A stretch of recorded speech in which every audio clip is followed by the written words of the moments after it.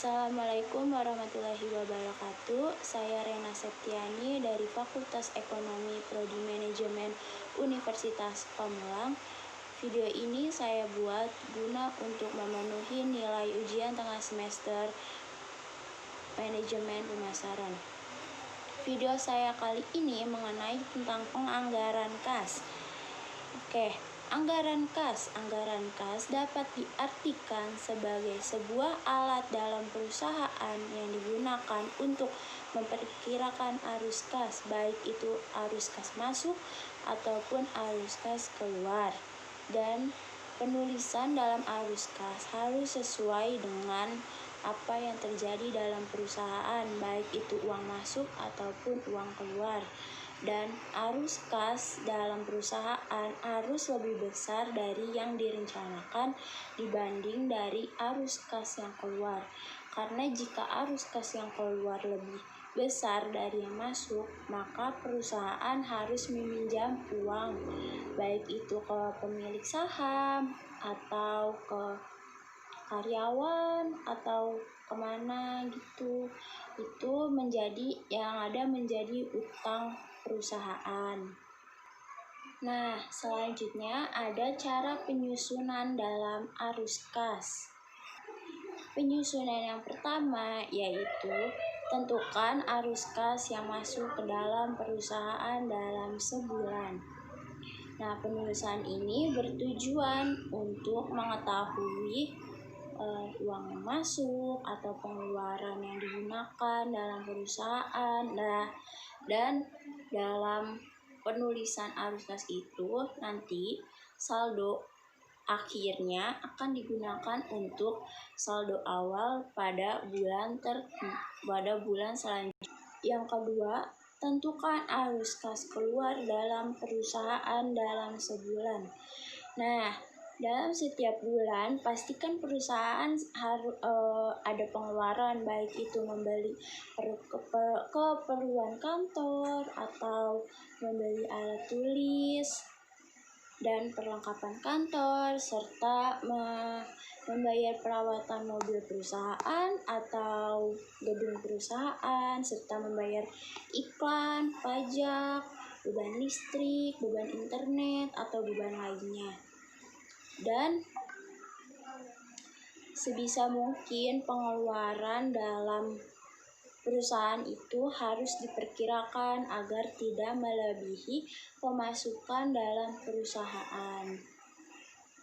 Yang ketiga, arus kas masuk harus lebih besar dari arus kas keluar. Kenapa? Karena jika arus kas keluar lebih besar dari pemasukan, berarti perusahaan akan mengalami kerugian atau kekurangan uang yang mengartikan perusahaan harus meminjam uang, baik itu ke pemilik saham atau ke karyawan atau kemana. Yang keempat, saldo akhir pada bulan pertama menjadi saldo awal untuk bulan berikutnya.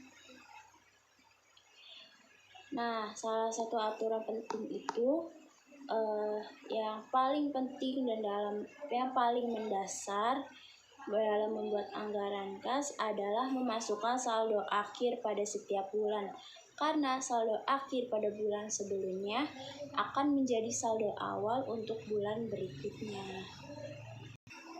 Yang kelima, jika arus kas berubah negatif, maka perusahaan harus meminjam uang. Nah, ini artinya sama aja kayak tadi, pengeluaran kas berarti lebih besar dari pemasukan, makanya perusahaan harus meminjam uang keluar atau ke pemilik modal, ke bank.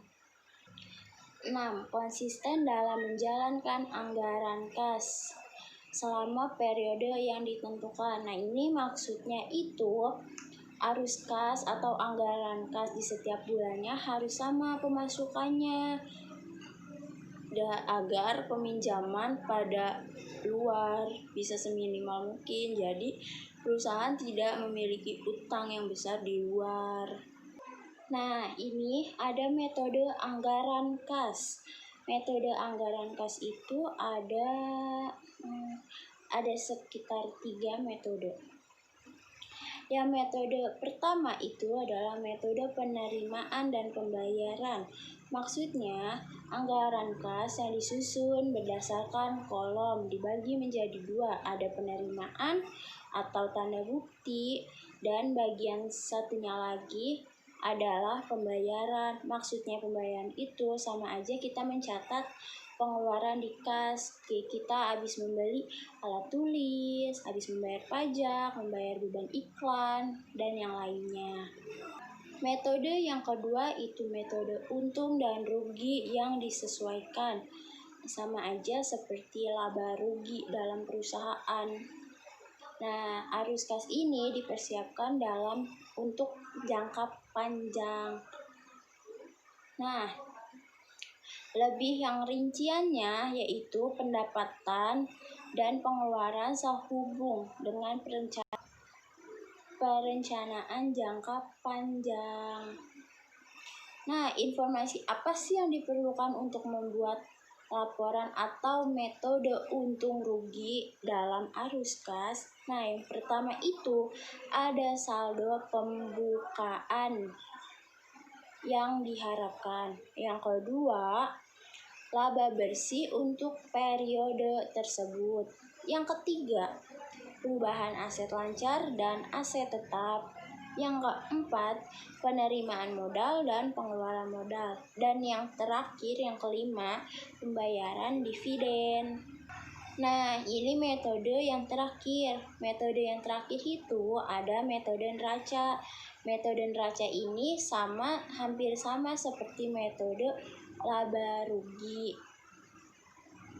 Nah, dalam metode ini semua item dicatat terkecuali kas. Nah, jika di sisi kewajiban lebih besar daripada sisi aset, angka perimbangannya yaitu kas di bank. Nah, kemudian sebaliknya, jika aset lebih berat dari sisi kewajiban, maka angka perimbangannya adalah overdraft. Gitu.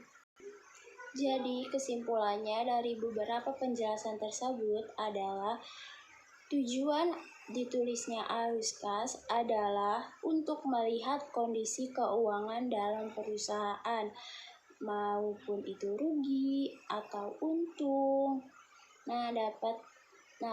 Dari hasil tersebut dapat dilihat penerimaan dan pengeluaran yang terjadi dalam perusahaan selama satu periode tertentu. Nah, adapun contoh anggaran adalah dilihat dari jangka pendek atau jangka panjang, mau itu utang atau apapun. Nah, sekian penjelasan dari saya tentang penganggaran kas. Kurang lebihnya mohon maaf. Wassalamualaikum warahmatullahi wabarakatuh.